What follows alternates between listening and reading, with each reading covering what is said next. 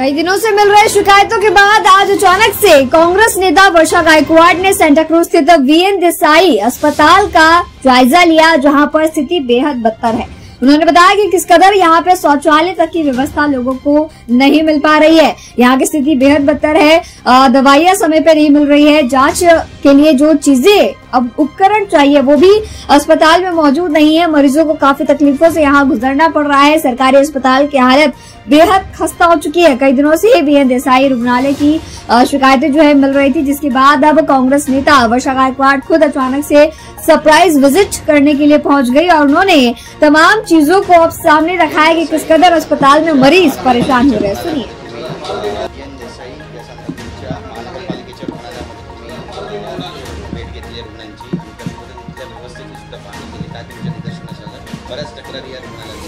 आता जवळपास पाऊण तास झाला मी या रुग्णालयामध्ये आहे आणि माझी पत्रकारांना सगळ्यांना विनंती आहे की तुम्ही थोडं उशीर आलात, पण माझी विनंती आहे की आपण जरा वर जाऊन बाजूला जाऊन तुम्ही जर बघाल तर महिलांचा वॉर्ड आहे, वर जाल तर तुम्ही बघाल त्या ठिकाणी काय अवस्था आहे। मोठ्या प्रमाणामध्ये जे आहे ते काही जे आहे ते रूम बंद आहेत त्या ठिकाणी आणि याचं कारण काय यांनी सांगितलं की जानेवारीपासून जे आहे ते त्या ठिकाणी काम चालू आहे आणि त्याच्यामुळे आम्ही काही जागा ज्या आहेत त्या बंद करण्याचं काम केलेलं आहे। माझा वीएन देसाईच्या संदर्भामध्ये मोठा ऑब्जेक्शन यासाठी आहे की मी ज्या वेळेला याच्याकडे आतमध्ये आले तेव्हापासून मी वरपर्यंत जे रूम बघितले, तुम्ही जर अवस्था बघाल तर तुम्हाला कळून येईल कशा तऱ्हेची अवस्था आहे। तुम्हाला मी एक पेशंटची भेट करून दिली, तिची आई माझ्याकडे आली आणि तिच्या आईने मला कंप्लेंट केली की 2 दिवसापूर्वी माझ्या मुलीचं जे आहे सिझरिंग ऑपरेशन झालेलं आहे आणि तिला त्या पंख्याखाली झोपण्यात आलेलं आहे, तिला पॅसेजमध्ये झोपवलेलं आहे। आम्ही आतमध्ये आलो बघायला, ती घेऊन गेली आम्हाला मुलीपर्यंत, ते भेटून आम्ही आतमध्ये आलो तर आम्ही बघतो आतमध्ये सगळे बेड खाली आहेत। आता मला डॉक्टर सांगतात की आमचे आहे इतके पेशंट येणार आहेत, इतके पेशंट येणार आहेत, पण माझा त्यांना प्रश्न आहे की तुम्ही स्वतः सुद्धा बघू शकता की सगळ्या ठिकाणी जे आहे ते जवळपास मला असं वाटतंय की वर्षभरापासून हे जे आहे ते हे बंदच आहेत मला वाटतं बेड।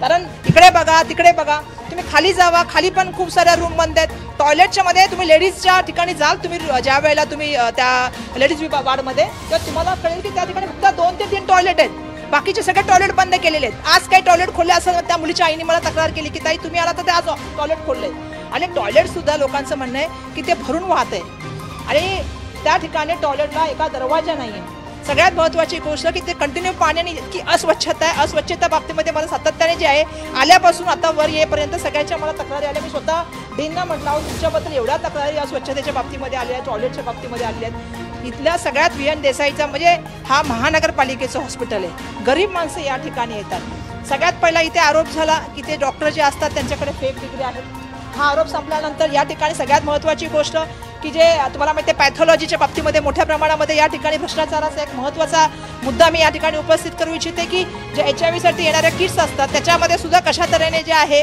ते भ्रष्टाचार झाला, याच्या संदर्भात वीएन देसाईचा त्या ठिकाणी मोठा त्या ठिकाणी नाव आलं।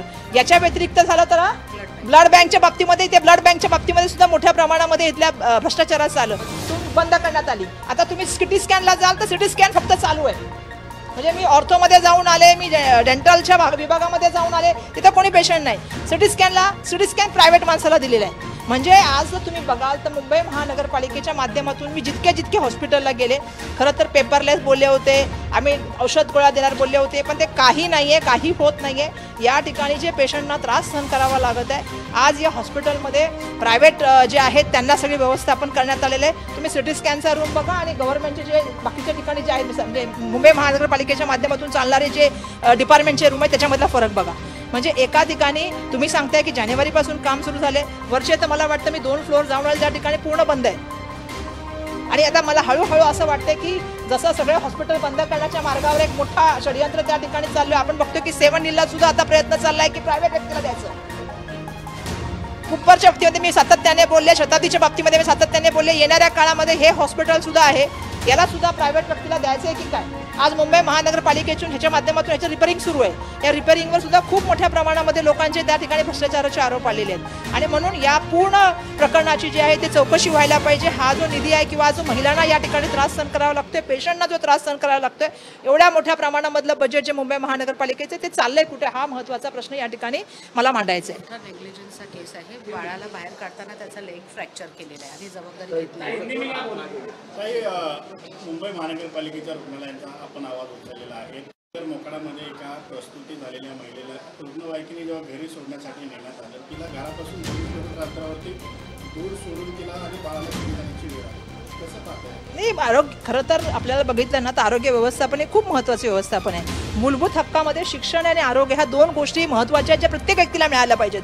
आज असं आहे की प्रायव्हेट हॉस्पिटल आहेत आणि ही जी हॉस्पिटल आहेत, मग तुम्ही गव्हर्नमेंटचे हॉस्पिटल म्हणा किंवा महानगरपालिकेचे हॉस्पिटल म्हणा, या ठिकाणी येणारी मंडळी जी आहे ती गरीब कुटुंबातली मंडळी आहेत, जी प्रायव्हेट हॉस्पिटलमध्ये जाऊ शकतात ती मंडळी या ठिकाणी होतात. त्यांना सुविधा देण्यासाठी जे आहे ते महानगरपालिकेतून इथल्या स्टाफला पगार दिला जातो. आता एक ह्यांनी सांगितलं की निग्लिजन्सचं उदाहरण तुम्ही ऐकलं की एक मुलाला त्या ह्याच्यामधून काढताना जे मशीनमधून डिलिव्हरीच्या वेळेला बाहेर काढताना त्याचा थाय त्याचा पाय फ्रॅक्चर झाला.